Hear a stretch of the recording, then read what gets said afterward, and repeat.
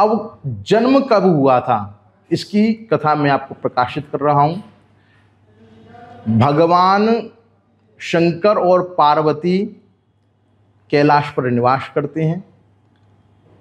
भद्रशिला नदी में भगवान भोलेनाथ एक दिन स्नान करने के लिए चले गए तो माता पार्वती घर में अकेली हैं और अकेले में मन हुआ कि मैं स्नान करूंगी तो अपने शरीर का जो मैल है उसको निकाल दूं। तो अपने शरीर के मैल को माता पार्वती ने जैसे निकाला तो मैल एकत्रित किया तो उसका एक पुतला बना दिया, जीव का आकार दे दिया। जैसे प्राणी का आकार होता है वैसे उस पुतला का आकार दे दिया पूरा। उसमें माता पार्वती ने प्राण डाल दिया और प्राण आते ही तो वह गणेश जी भगवान में प्राण आ गए। माता पार्वती ने कहा, पुत्र अब मैं स्नान करने के लिए अंदर जा रही हूँ, तुम द्वार पर मुद्गर लेकर मेरी रक्षा करना और किसी को भी अंदर प्रवेश मत करने देना। माँ की आज्ञा हो गई। गणेश जी द्वार पर ही मुद्गर लेकर बैठ गए। कुछ समय पश्चात भगवान भोलेनाथ स्नान करके जब अपने घर में प्रवेश कर रहे हैं तो गणेश जी ने भगवान भोलेनाथ को मना कर दिया कि मेरी माँ स्नान कर रही है, आप अंदर नहीं जा सकते हैं। भगवान भोलेनाथ क्रोधित हो गए और धड़ से सर को अलग कर दिया। अपमान समझा भोलेनाथ ने अपना कि मेरे घर में ही मुझे प्रवेश करने के लिए ये बालक मुझे रोक रहा है, तो धड़ से सर को अलग कर दिया और अंदर प्रवेश करके माता पार्वती उस समय स्नान कर चुकी थी और भगवान को देखा कि क्रोधित हो रखे हैं। तो मन में बड़ा दुख हुआ क्योंकि मैंने विलम्ब कर दिया भगवान के प्रसाद को अर्पण करने में, भगवान को भोजन कराने में विलम्ब कर दिया। इसलिए माता पार्वती जल्दी से कपड़ों को पहनकर भगवान भोलेनाथ को बैठाया और 2 थाली में प्रसाद लगाकर भगवान को बोली कि आप पाइए। तो भगवान भोलेनाथ बोली, ये दूसरी थाली किसके लिए है? तब माता पार्वती कहती हैं, यह जो मेरा पुत्र भार में जो द्वार पर रक्षा कर रहा है उसी के लिए है। भोलेनाथ ने कहा, उसका तो मैंने संहार कर दिया, धड़ से सर को अलग कर दिया। माता पार्वती विलाप करने लगी और कहने लगी, हे भोलेनाथ, कुछ भी करें, इस धड़ को जो अलग किया है, सर अलग किया है, उसको पुनर्जीवित कर दें। भगवान भोलेनाथ ने कहा, इसको तो मैं वापस नहीं कर सकता, लेकिन दूसरा किसी का सर इस पर मैं स्थापित करूंगा तो पुनः इसको मैं जीवित कर दूंगा। अपने दूतों को कहा कि जो माँ अपने बच्चे को पीठ देकर सो रही है उस बच्चे का सर काट कर ले आओ।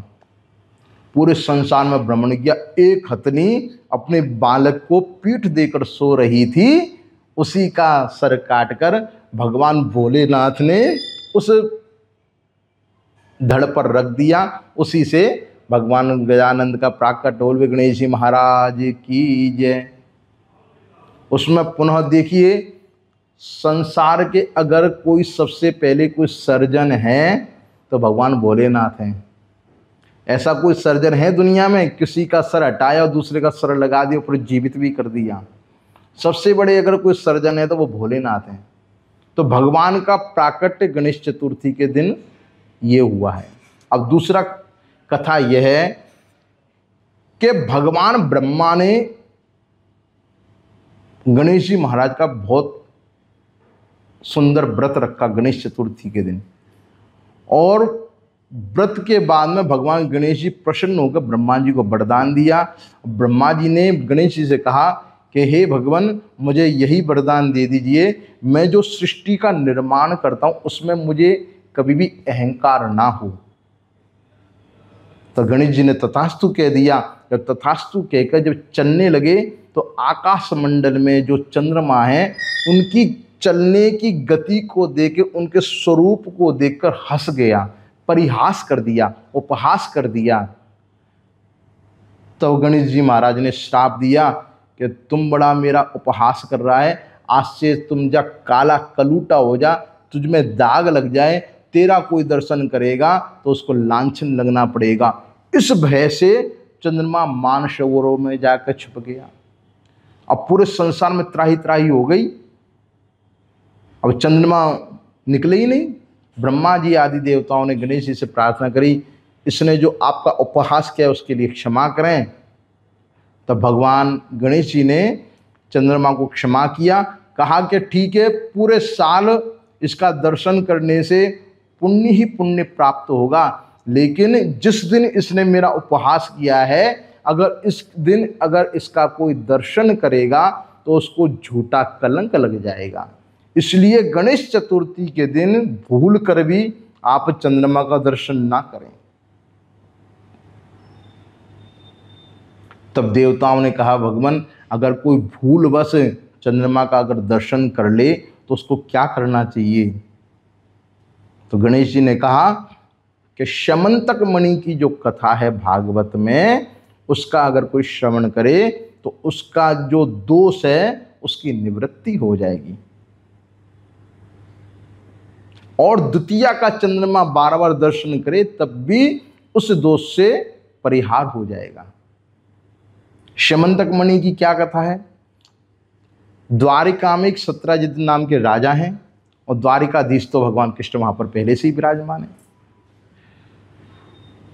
सत्राजित ने भगवान सूर्यदेव की घोर तपस्या करी, और घोर तपस्या के बाद में एक शमंतक मणि मिली उनको, और वो शमंतक मणि ऐसी मणि है, अगर उसकी कोई पूजा करे तो कई किलो सोना वो डेली का देने वाली, 100 ग्राम 50 ग्राम नहीं, कई किलो सोना वो डेली का नित्य देने वाली शमंतक मणि की वह पूजा करते हैं, नित्य सोना प्राप्त करते हैं। एक दिन द्वारकाधीश भगवान कृष्ण ने उनसे कह दिया कि सत्राजित आपके घर में हैं कितने जन? बोले कि मैं हूँ, मेरी पत्नी है, मेरा छोटा भाई है और एक मेरी पुत्री है, मात्र 4 जन हैं। तब द्वारकाधीश ने कहा, आप इस मणि को हमारे खजाने में जमा करवा दीजिए, पूरी द्वारिका का इससे भरण पोषण होगा। सत्राजित ने मना कर दिया। भगवान ने कहा, आपकी चीज़ें मना कर दी, कोई बात नहीं। तो उस मणि को उनका जो छोटा भाई है प्रसेन, वह गले में धारण करके शिकार खेलने के लिए जाता है। शेर उस प्रसेन को मार देता है और मणि को अपने पंजे में रख लेता है। कुछ दूर जाने पर शेर और जामवंत में युद्ध होता है। जामवंत जी उस शेर को मार देते हैं। सूक्ष्म में सुना रहा हूँ आपको ये कथा। शेर को जामवंत जी मार देते हैं, और जो मणि थी उसको लेकर अपनी गुफा में चले जाते हैं और अपनी पुत्री जामवती को दे देते हैं। अब पूरी द्वारिका में यह हाहाकार मच गया, यह कलंक लग गया कि कुछ दिन पहले सत्राजित ने कहा था कि कुछ दिन पहले भगवान कृष्ण ने मुझसे यह मणि मांगी थी, मैंने उनको मना कर दिया, इसलिए हो ना हो मेरे भाई को मारकर मणि कृष्ण ने ही ले ली है।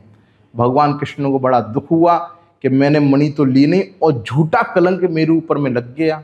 जंगल में गए, देखा कि प्रसेन और शेर का जहाँ पर हाथापाई हुई युद्ध हुआ, उनके पदों को देखते हुए देखा कि किसी रीछ के पद एक गुफा की तरफ में जा रहे हैं।